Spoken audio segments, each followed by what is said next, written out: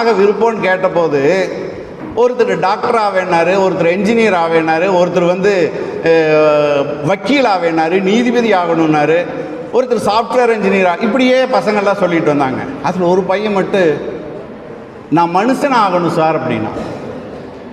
Good, எந்திரி அப்படின்னாரு. என்ன காரணம் அப்படின்னா, நீ டாக்டராகு, என்ஜினியராகு, வக்கீலாகு, போலீஸாகு, எதுவாக வேணா ஆகு, ஆனால் நீ மனுஷனாக இருக்கணும். இல்லைன்னா உன் மனுஷன்னா மனிதாபிமானம் உள்ளவன், குரூரமானவன் இல்லை.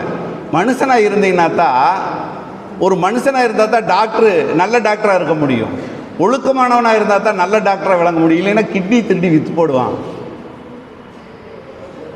ஒரு ஒழுக்கமானவனாக இல்லாத ஒரு போலீஸ் ஆஃபீஸர் ஆனாக்க அவங்களும் தப்பாக கேஸ் போட்டு நல்லவனையெல்லாம் பிடிச்சி உள்ள அடைச்சிருவாங்க.